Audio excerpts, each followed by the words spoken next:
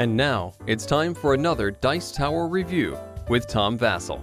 Hey folks, I'm Tom Vasel, and today we're taking a look at Heroes Welcome, Merchants of Dragonreach. In this game, you are a merchant in a fantasy town, and you are selling weapons to the heroes and buying the stuff that they go in to the dungeons to get.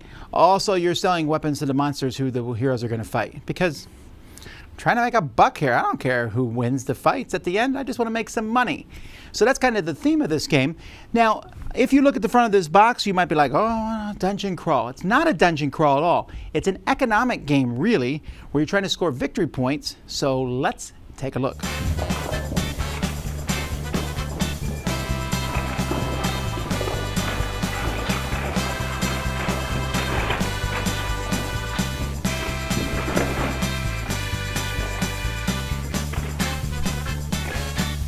Each player is going to be one of these merchants that's included with the game.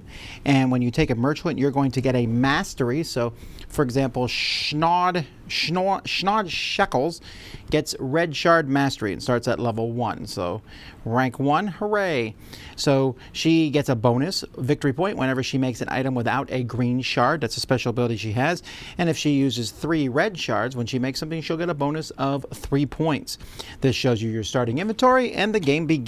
So, what players are going to be doing on their turn is they're going to be essentially moving this hero party. So there's a hero party here that starts at the town gate, and they're going to be moving around the town. So on your turn, you can move this party to a spot in town and then take the action of that spot. Now, many times these spots, or most of the time, these spots are going to actually refer to the party itself. So if I go here, for example, this says I can pay 1 coin to a member of the party and take one of their items. See, this game has like an economy in which these are the 3 adventurers that are part of the party. There's a board for them here. And you can see that each of these has some items. And they also, as the game goes by, they might have some gold on them.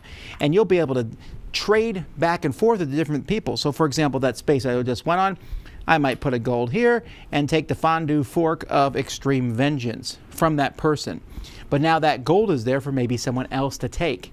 And so there are these spots on the board where you will move the party through taking those. Now every time you do that, you'll put a close sign on that spot showing it can't be done again.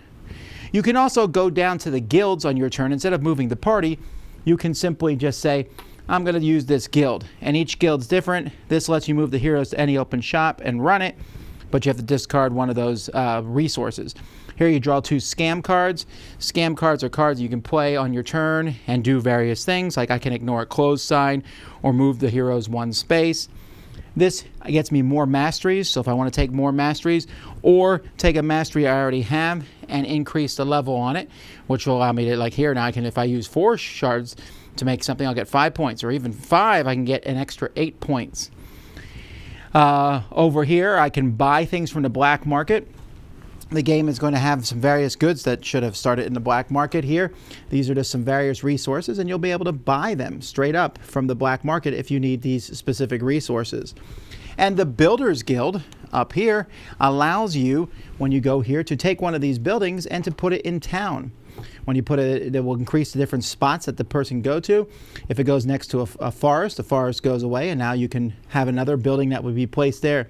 And as the game goes by, you'll notice that the town will get bigger with cooler buildings, and some buildings will even replace and upgrade previous buildings. And then there's the goldsmith place where you just go to get coins. So why are you doing all this? Well, as time goes by, you are trying to sell items to these customers over here. These eager customers want items. So each customer is going to want something specific. So he wants a certain kind of metal and then any 2 things to make his bow. If you do this for him, he will give you 5 coins and 3 victory points. So if I have those resources, and everybody starts with 1 resource, like here I have the Crown of Complaint, and it just shows you what it is on the back. It's Ethereum. You're like basically busting these. So let's say I have the Crown of Complaint, I have Mithril, which is one of the weapons, and I have Mike's Ruby.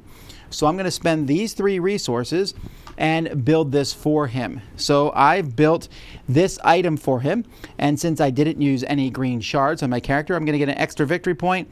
I did not use 3 red shards, so I don't get that bonus. So it's just Schnod's bow. Had I used 3 shards, it would have been Shod's Spiteful Bow.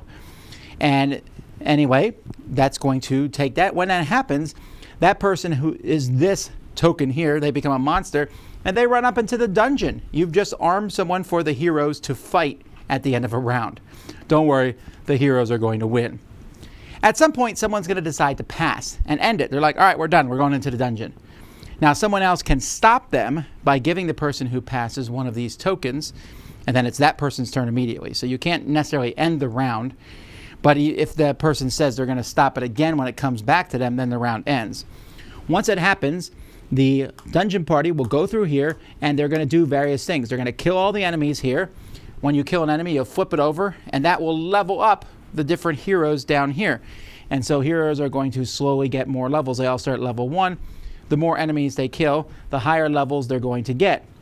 And then as time goes by, you are going to be pulling from this bag loot equal to the levels of that hero. So the higher the levels, the more loot they get. Sometimes heroes will get potions, which will temporarily increase their level to give them more loot. And so it's a pretty neat thing. You're going to then, once you walk through here, go through all these different things, heroes come back to the town gate, and we start over again. The game will continue until someone defeats the boss, who in this particular game is Asmodeus. Anyhow, once you defeat him, that basically triggers the end of the game, and you're going to get points that you've been collecting throughout the game. Plus, and whoever has the most bonus points is the winner of the game. As always from Pencil First Games, their components are absolutely stellar. There's a very nice insert, which even has a spot to put this little expansion. If you're the Kickstarter backer, the expansion comes with the game. I didn't show anything from the expansion in this review, but then everything else fits in here. But the components are great. One thing I really like about this game is you have 2 bags that are included with the game. This is a bag to pull the different resources from, and then this is where you throw the discarded ones. And then when this bag's empty, boom, you just move the bags over like that. The artwork in the game is silly, cartoony, fantasy artwork, and I'm fine with that. I like the little boards. Everything is very easy, but I mean, they even have extra little stats here.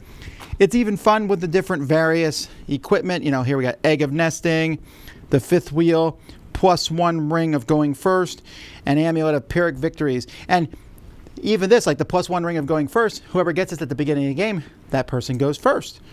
So overall, just really good components. The only components I'm not a huge fan of clips. I can see that they're needed in this game.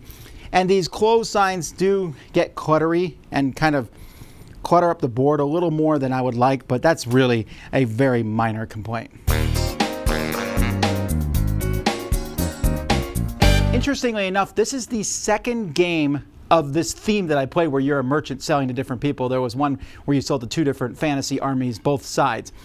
But this game is really fascinating to me because there is essentially some different economies going on. You have these 3 heroes out here, and so I'm selling to this hero, I'm buying stuff from him, and this hero has a lot of money, so I'm going to take him to the town space where I basically sell him provisions and take all his money. It's this neat back and forth. If I sell this adventurer stuff and take his money, then that stuff is there for you to take. And then so moving the adventurer pawn around the board to different spots is a pretty nifty device, and I think it works well. In fact, I like this game both thematic because it's fun to get into the whole sell weapons to the bad guys and have the good guys fight the bad guys, etc. But I also like it from just a gameplay perspective. So Pencil First does a lot of, like I said, amazing games, and their games are very neat to look at. Sometimes they feel like there's a little too much going on. This does not feel that way. This one is really well done. One of the things I really like is when the heroes go through the board, the dungeon here, they go through these different spaces, and it's like the heroes are going through the dungeon, but actually this is now how you end the round and get ready for the next round. That works really well. There's a lot of comedy on the different items, but if that sort of thing isn't your style, you can ignore that and just get into the game, and the game is good. Now, if there's one complaint I'd make about the game, I would say that the eager customers, they always come out in the same order. And I almost wish there was a little bit more jazz as to how they came out, or maybe even a little bit more randomness to how they came out. That's a very minor thing. I would also argue that if you get a mastery and max that mastery out and get like one of the bigger monsters, it's going to be hard to beat you. And I think one of the masteries, we're having different types, is a little easier to accomplish actually than the mastery where you have a bunch of the same things. It felt slightly off. But other than that, those are minor things. I really had fun with this. It felt fresh. I mean, yes, I know that we have a lot of fantasy games out there, but this felt like a fresh take on that genre. It looks good. It's easy to teach, and it feels like on your turn there's always something good to do. And if nothing else, I'll end a round, because the person who ends a round gets a free card. And then if someone else doesn't want to end a round, they have to give you one of those resources. That's fantastic. That's a win-win. And then there's a little bit of who's going to try to end a round. You're going to end a round? Oh, I don't want you to end a round, but I also don't want to give you a resource. So I kind of like that. The game flows very well. It's also not very long. It says 90 minutes in the box. I think once you know what you're doing, you'll be able to finish it within an hour probably. So really cool. I like it. That is Heroes Welcome, Merchants of Dragon's Reach. Dice Tower Judgment approved.